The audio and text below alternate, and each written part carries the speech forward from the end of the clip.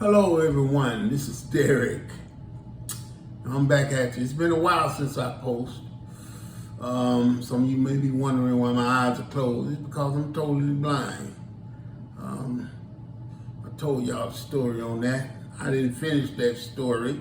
I will be in the near future, but you know, there's some other subjects that has come out that caused me to want to post.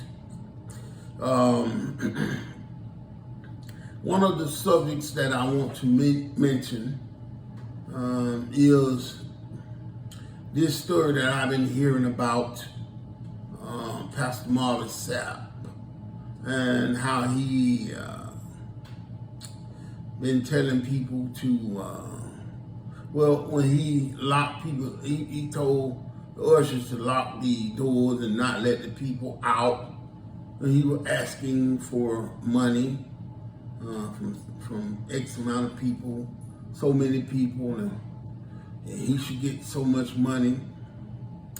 I don't know Pastor Sapp. I don't know anything about him. I've never listened to him, really, to be honest. The song that he had out, it wasn't appealing to me. I never was a fan of that song, that hit song that he had. But so really and truly, I'm not saying anything about the man because I don't know anything about the man. But what I can tell you is about that one preacher. Now I've had interactions with preachers for years. I used to do motivational speaking. I spoke at different churches, several different churches. Matter of fact, my first wife, her father was is a pastor of a church. He's an apostle now. So I've been around the church community. And I know interactions with preachers that I've had has been somewhat of an experience. But the one experience that I had dealing with a preacher is what I'm getting ready to tell everyone about. Now, in order for me to tell this story and set this story up the way it should be, y'all have to be a little patient with me, because I got to start telling stories about other people, I'll say high profile people, that I met during the time that I was working at this place called Dialogue in the Dark. Dialogue in the Dark is it was an exhibit to where people could come and they went through an exhibit in total darkness.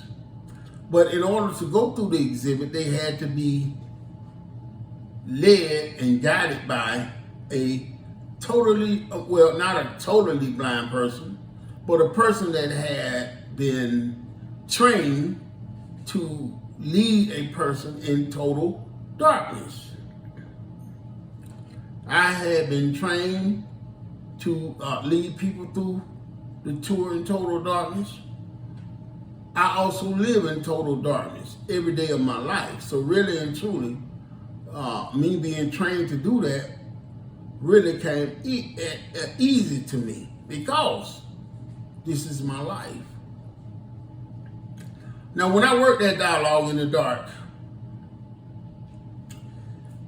when we went through the training, we were told that everybody was going to have to work in the cafe.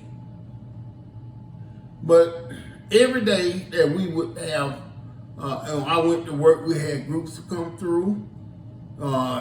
They would always stick me in the cafe. And I just really got tired of being in the cafe all the time because I'm just sitting there waiting on groups to come through.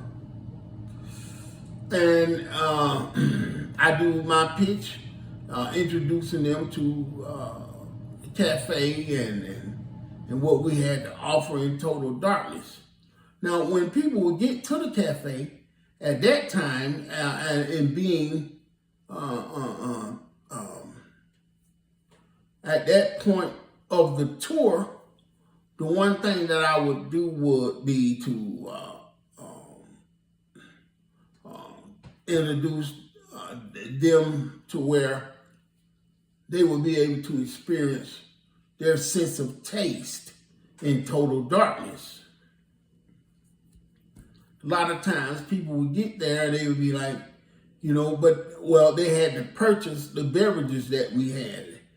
Apple juice, Coke, Diet Coke, Sprite, apple juice, and water. And they will have the opportunity to exercise their sense of taste in the dark. A lot of them would get upset because I didn't know we had to bring money. I didn't know how we going to transact money in Total Darkness.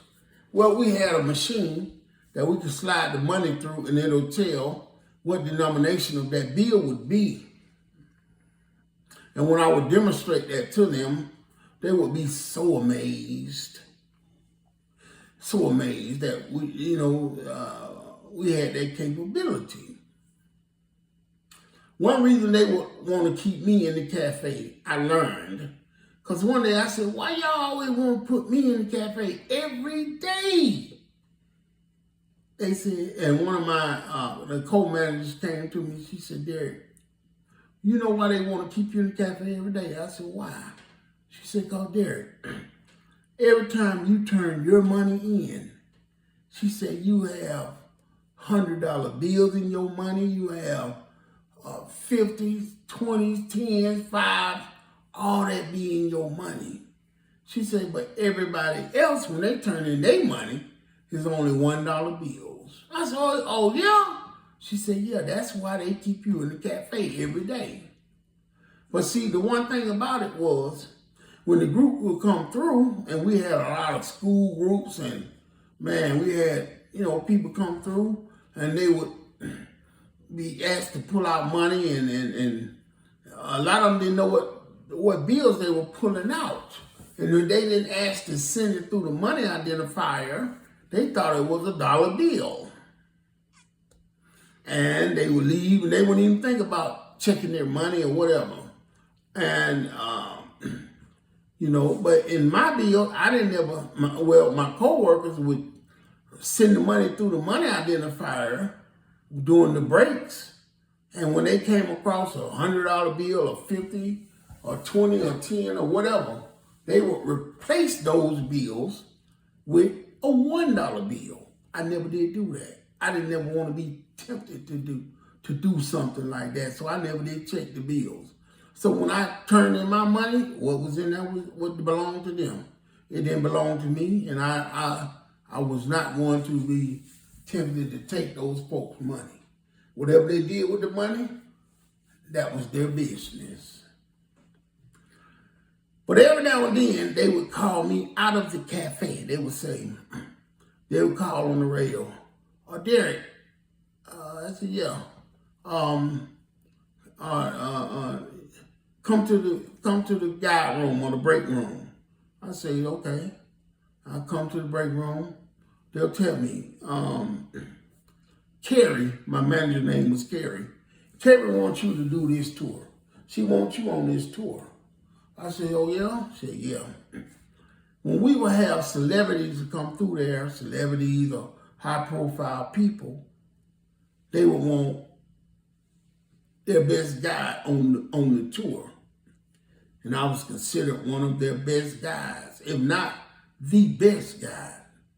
So I would say, okay. So they would tell me who the people were. And I did tours for some high profile people, celebrities. I've had I was blessed with the opportunity to do tours for like Toni Braxton,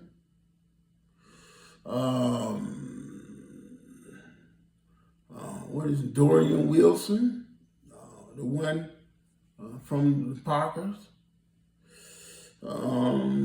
Jennifer Love Hewitt, If I'm not mistaken, I did Jeff Foxworthy's tour. I think he came through there. Football player for Atlanta Falcons, T.J. Duckett, he came through there. A couple more other people I just don't remember. But we had a lot of celebrities to come through there. Now, I'm not the only one that did celebrity tours.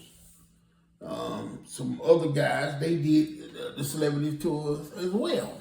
I also did this one person's tour that I'm not going to mention right now. I will in a few minutes. But I had the opportunity to do his tour. Stay with me now. So, you know, and when the people would come through, they would be so gracious, the celebrities and stuff like that. Toni Braxton, I mean, she was so gracious. She was so appreciative. She praised how I got them through that darkness. You know, and she kept apologizing. But let me tell y'all, one reason they wanted me on her tour is because of her son, who is autistic or whatever, you know, and you know, I had to wrestle a little bit with getting him through there. But my job was to get him through there safely, and I did that. Now, when they told me that it was Toni Braxton, I didn't let her know that I knew who she was.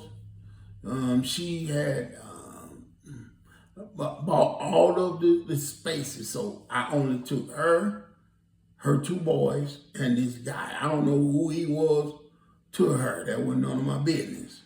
But I took them along, got them through safely or whatever.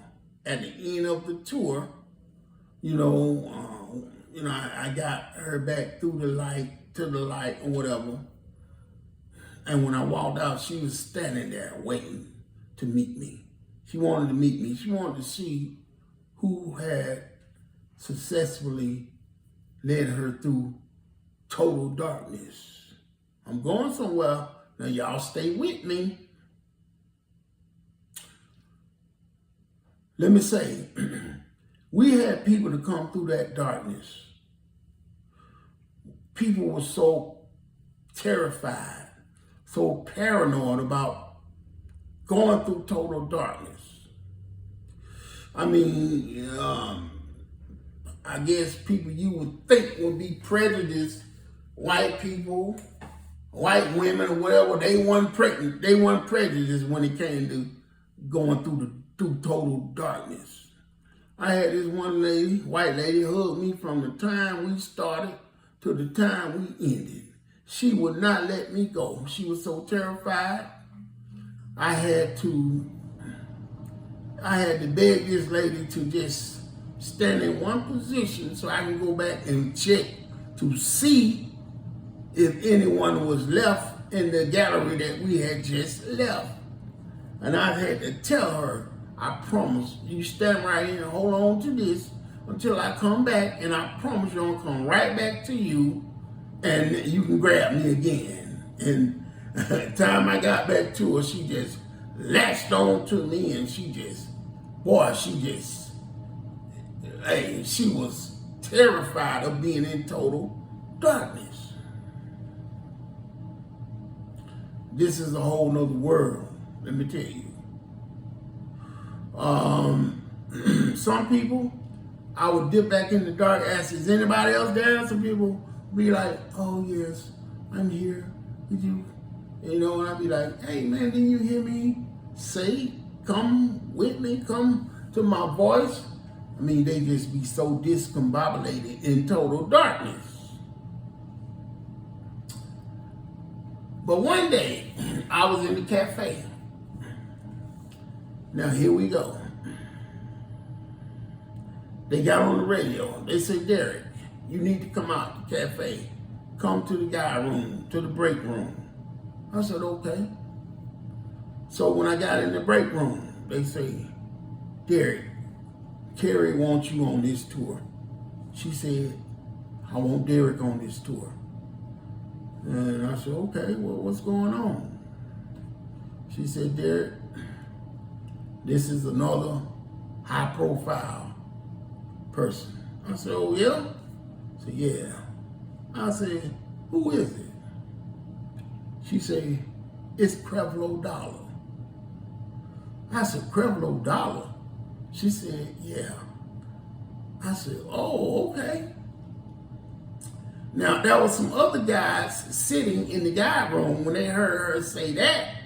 They jumped up. They were like, oh, man, Creflo Dollar.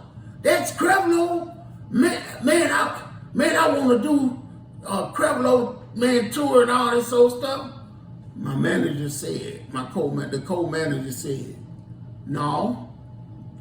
Carrie says she wants Derek on this tour. And y'all know how she is about Derek. She loves her baby. Derek is her baby and all that other stuff. I'm like, okay. But some of my co-workers, I think one of my co-workers was a member of his church. He wanted the tour real bad, all that other stuff. I was like, man, okay. I wasn't even too enthused about it, but okay. I said, okay, I'll do it. So when they would call us from the break room on the intercom to start the tour, by the time we walked down and got in place to the tour, we were in total darkness. When we meet the guests, they're in total darkness.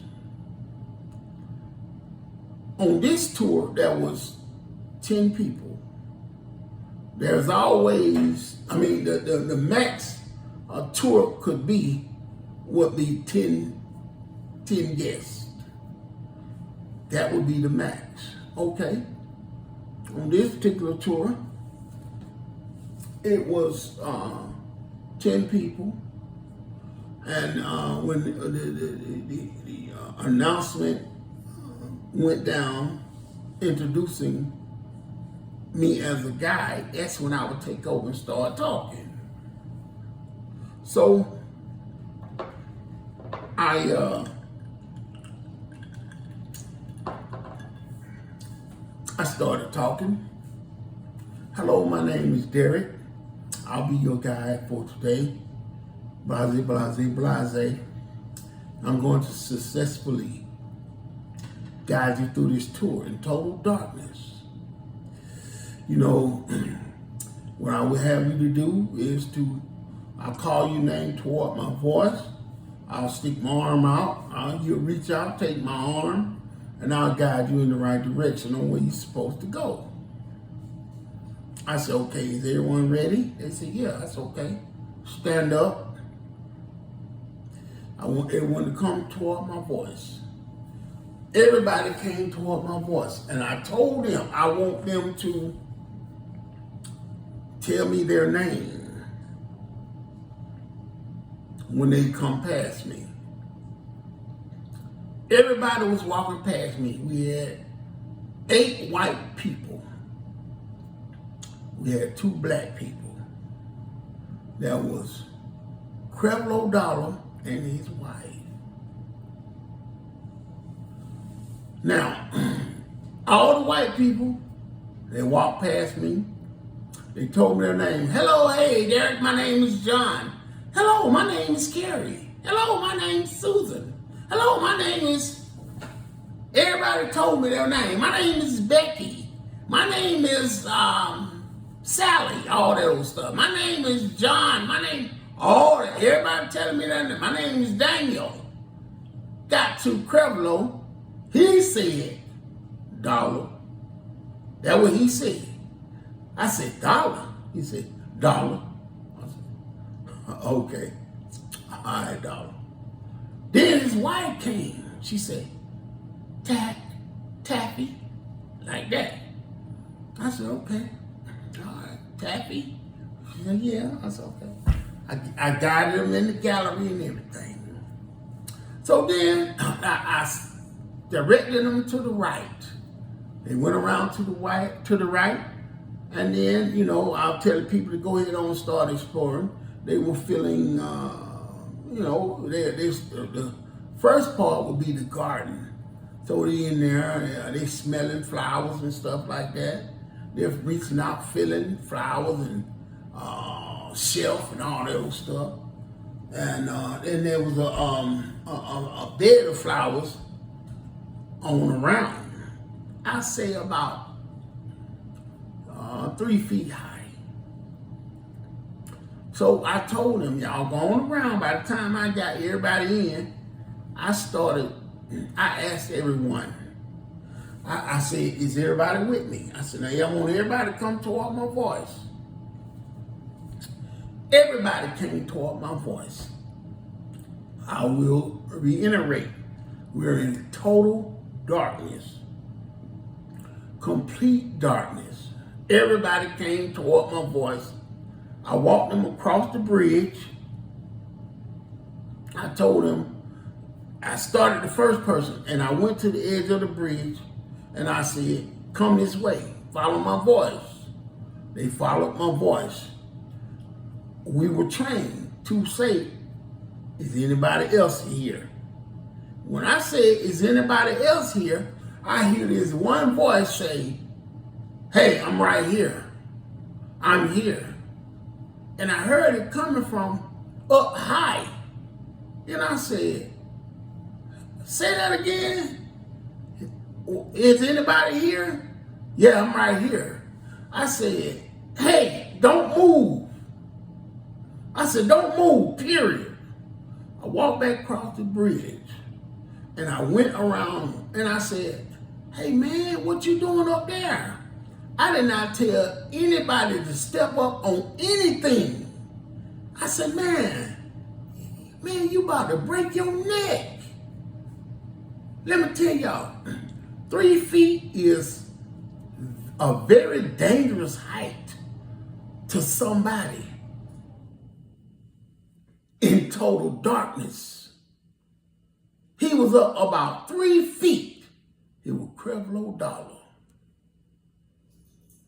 I got him and I picked him up and I put him down on the ground. I said, man, I did not tell you to climb up on anything. What made you do that? I said, man, you could have really hurt yourself. That's what I told him. So I walked on across the bridge and all that. Other people by then, they was in the park. So we went on through the park and all that stuff. We went to the next gallery, which was a market, set up like a market.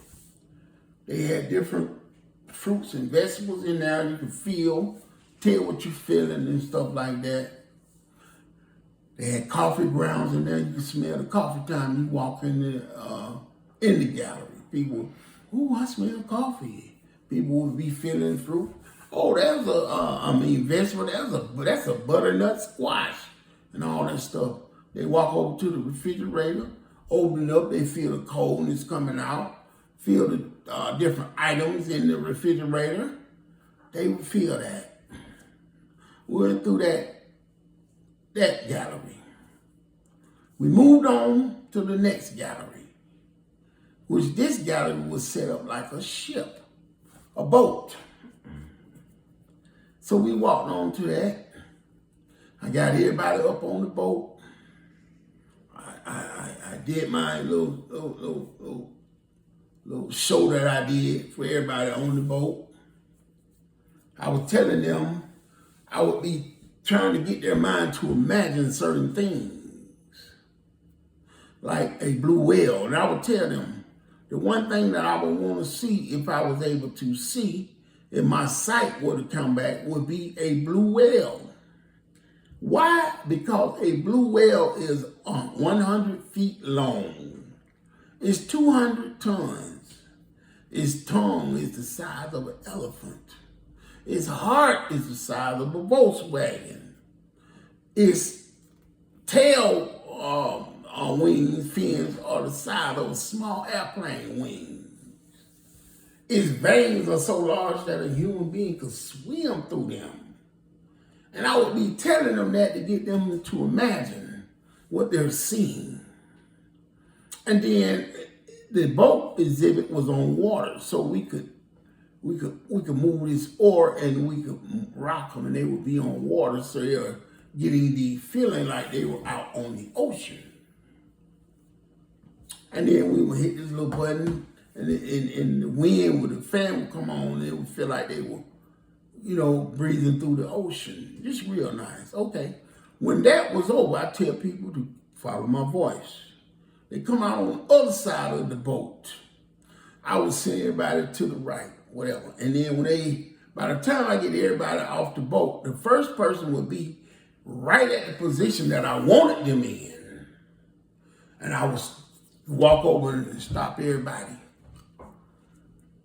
And I would tell everybody, I would ask how they enjoyed that. Everybody enjoyed it. But my next thing to do would be to tell them, here's what I want y'all to do next. I want y'all to follow the sound. Now, when I tell people to follow the sound, I will begin to whistle. Now, here go what I would do. When certain groups come there, I would just listen to the groups, and I could tell, predict what kind of music they would like. And I begin to whistle. Now, most of the time, when I had groups come in, I would whistle.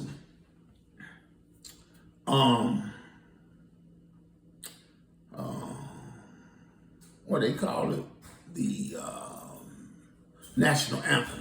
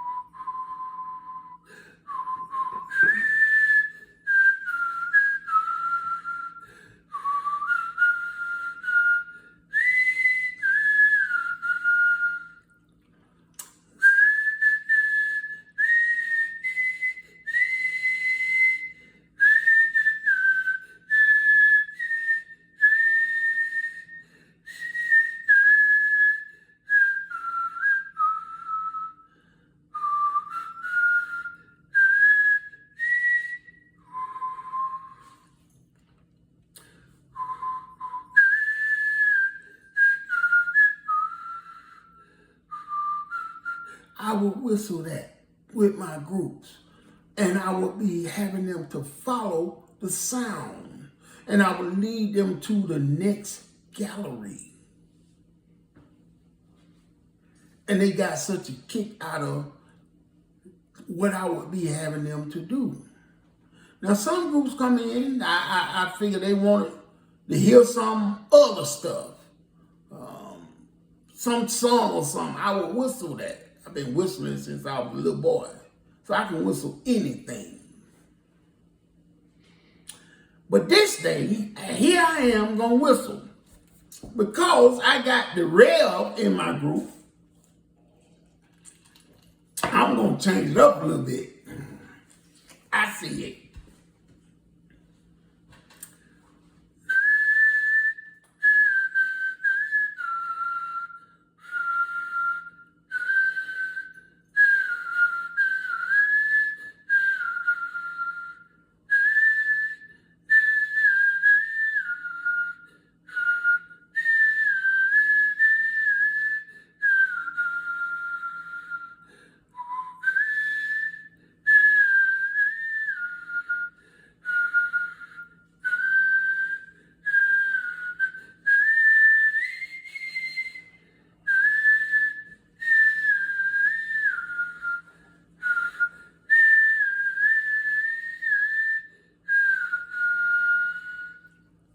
Oh, how I love Jesus.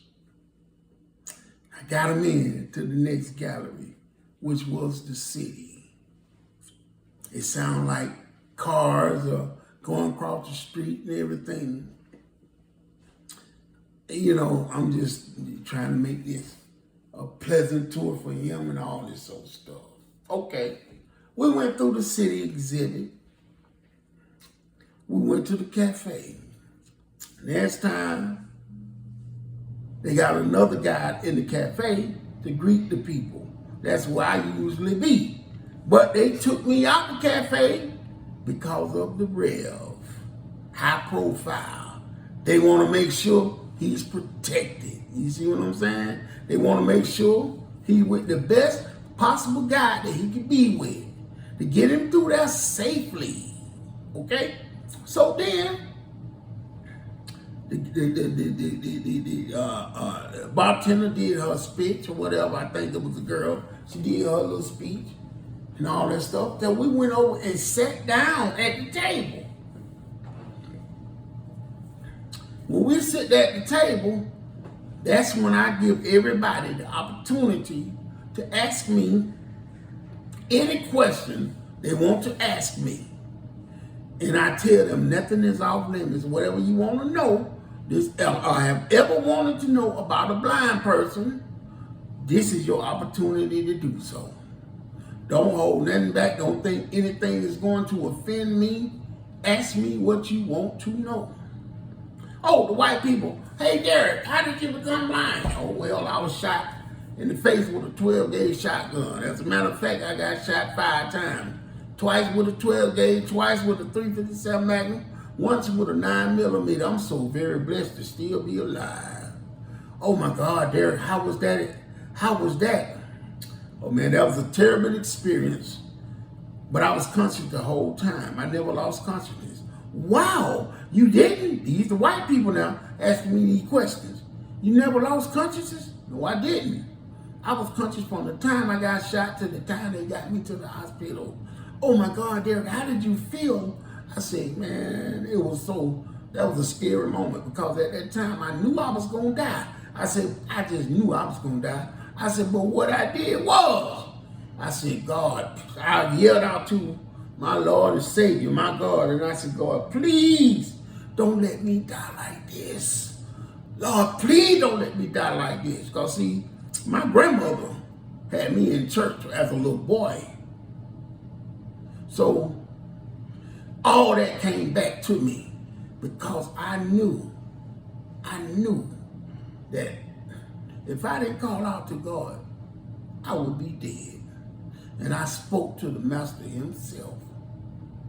And they asked me all kind of questions. These the white people now. Now let me tell you, all through this tour, Creflo, he calling his wife tap, tap, tap. That's what he was saying, tap, tap, tap, and all this sort of stuff. All through the tour, that's what he was saying. But we get through there, he ain't asked me not one question. I said, okay, is everybody through asking questions? He said, yeah, okay. We got up. I said, now I'm gonna lead y'all back to the light. I got up, I told everybody, I said, y'all get up, walk toward my voice. Y'all gonna feel some carpet. When they start walking toward my voice, I start walking to the other, I walk on down the carpet. And I stood there and I said, everybody on the carpet? They said, yeah. I said, okay, everybody come this way. Come this way, come to my voice. They came to my voice. They came through the curtains. They look to the left, they seen a little light there. Oh my God, there's light. Oh my God, I just successfully got these people through total darkness. Total darkness. I got everybody out. Creflo and his wife.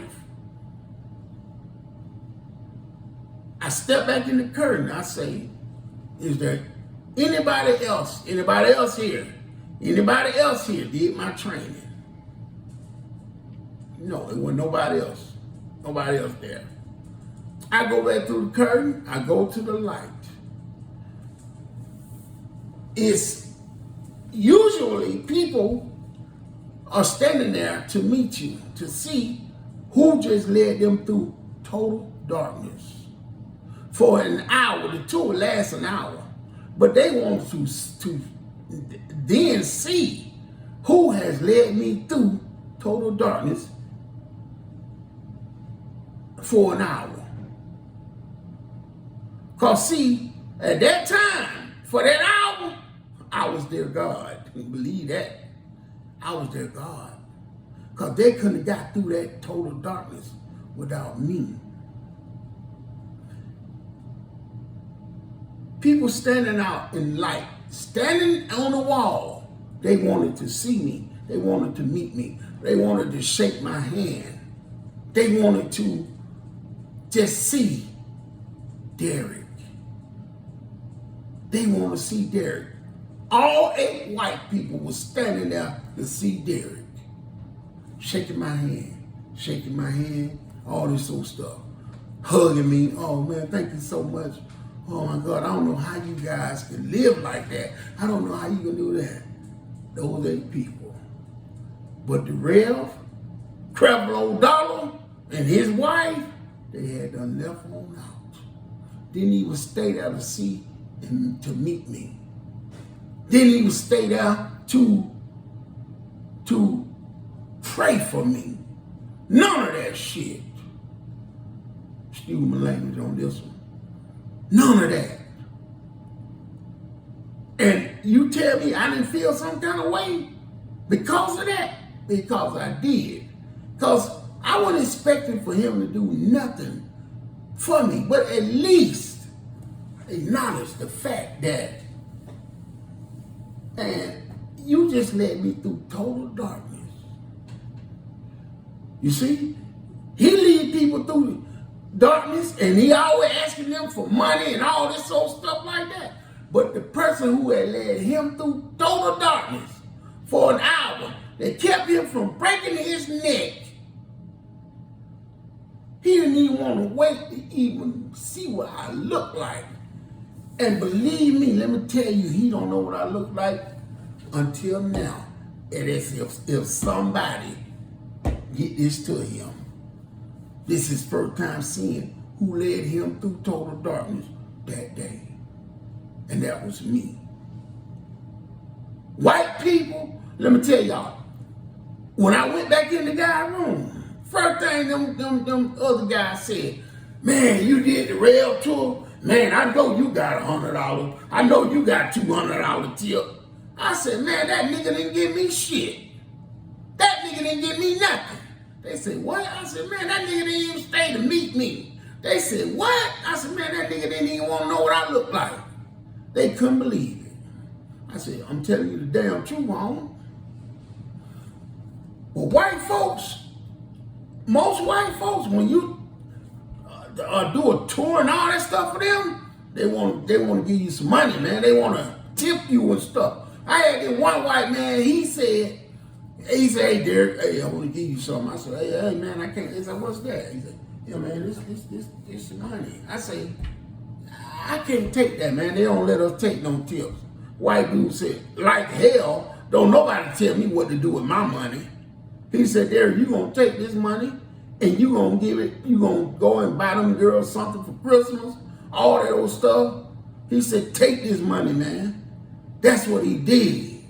You know what I mean? He was insisting upon. But Creflo Dollar, that asked people for money all the goddamn time, man, that nigga didn't even think about giving me that. And guess what? I needed some money then. But he didn't even think about tipping me. Period. Period. Why God didn't say, hey, this blind man needs some money. Give him some money. Give him a tip. Didn't tell him none of that shit. But he can always tell him to tell y'all to give them some goddamn money, man. Be careful on who y'all give your money to. Please be careful. I lost everything. And I used to listen to Creflo every day. when I used to work out, I had been some years ago. I was 29 years old. I used to work out every day, 6 hours a day. And I used to listen to Creflo every morning. Every morning. That joker turned me off completely. Completely. Now, was he supposed to give me a tip? I wasn't even expecting no tip from him. But at least, man, just meet the person who done led you through darkness. Toni Braxton, she was gracious, man. She was a lovely lady, man. She kept apologizing. Mr. Derrick, I'm sorry. I'm sorry. Because her son, and I said, man, please don't apologize. I'm just doing my job. I wasn't expecting no tip from her. Because we weren't supposed to take them anyway. I wasn't expecting that. But she stood there waiting to see who had led her through darkness. And I was so fascinated by the fact that she was even interested on how blind people live. But this motherfucker Creflo, man, that nigga ain't shit, man. Damn, man, shit. Creflo ain't about nothing but y'all money, man. I wouldn't give him no money. Like I say, I don't know nothing about Marvin Sapp, but Creflo Dollar, oh man, that joker there, man, that's him. And you know what? I held on to this story. That happened back in 2011, I think it was. He came through there. 2011. Our job shut down 2012. I think he came the summer 2011. You see what I'm saying? And I held on to that story because I said, one day I'm gonna tell that story. One day I'm gonna have to tell that story. And I keep hearing this about Marvin Sapp, and that story kept coming to my mind. And I said, when I start back posting, I'm gonna tell this story. So be careful on who y'all give y'all money to, man. You know what I'm saying? Really and truly, I want for people to really take 1 month, just 1 month, and for everybody to take that same month and not give these preachers y'all money. And see how they change on you. See how their attitude change on you. They gonna start kissing your ass then. Y'all give them y'all money every month, man. Stop giving them your money for a month. Maybe 2. But I ain't saying not to take your money and not do something with it. Bless somebody. Go to a homeless person and put that money on a homeless person. Go spend that money with some homeless people. God gonna see what you're doing. But y'all watch, see how them preachers gonna change their attitude when it comes to you. They gonna be ready to kiss your ass then. Because they can't do nothing without you. Creflo couldn't do nothing without me in that darkness. But he didn't even stay around to show me his appreciation. So I'm telling y'all, think about who you giving your money to and what they about. And then this nigga gonna goddamn ask somebody to give him a $66 million goddamn jet. Huh? $66 million. And then I just pulled up. This nigga worth $30 million. You know what I mean? Man, if I was worth $30 million, I'd be around here goddamn passing out motherfucking tips like hell. But that motherfucker wouldn't goddamn give me shit. Fuck him. And I mean that shit. And I'm gone.